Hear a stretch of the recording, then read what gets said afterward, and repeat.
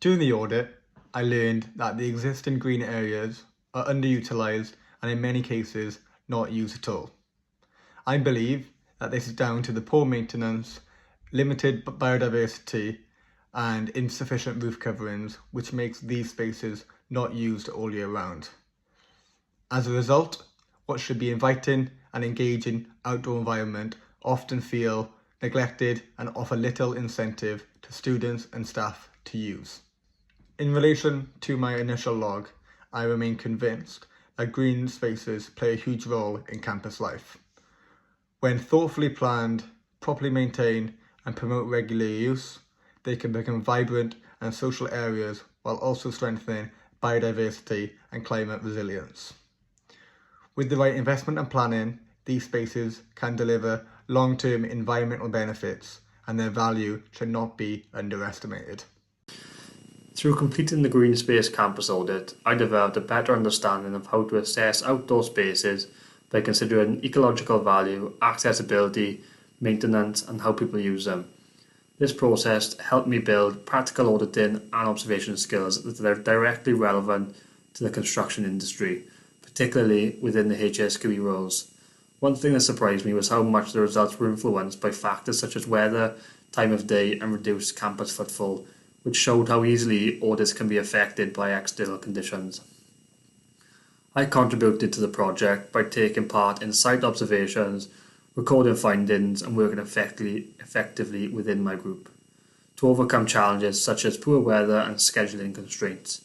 Moving forward, I will take with me the importance of carrying out thorough, well-timed audits and critically reflecting on the results, as these skills are essential for ensuring environmental compliance, sustainability and best practice on construction sites. Over the 12-week duration of this project, I learned so much about green spaces. Green spaces are very important and special areas that society must adopt and take note of to carry on taking steps forward. As the world carries on maturing, urbanisation keeps increasing at a rapid rate globally. Green spaces are key to achieving equilibrium and balance between urban and natural life. Over this period of time, I was shocked by the number of people who do not realise the importance of green spaces and the important role they play in both urban and rural environments.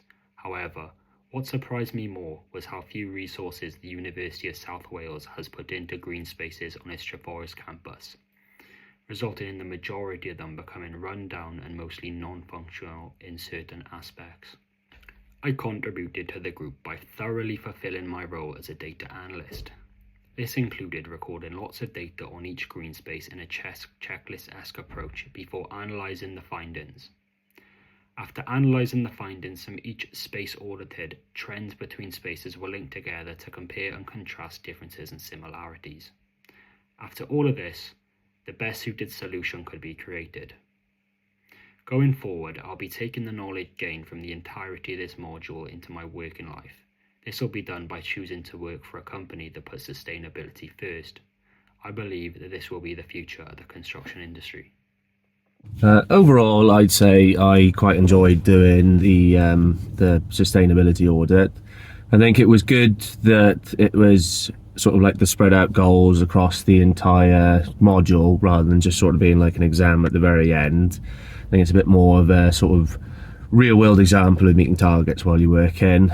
Obviously with any group work project, it's always going to be difficult to sort of work around people's needs, especially when most of us are all working as well. But overall, I think our group worked well together. I've always really liked geography, so I think doing sort of like the sustainability in general has been very enjoyable for me.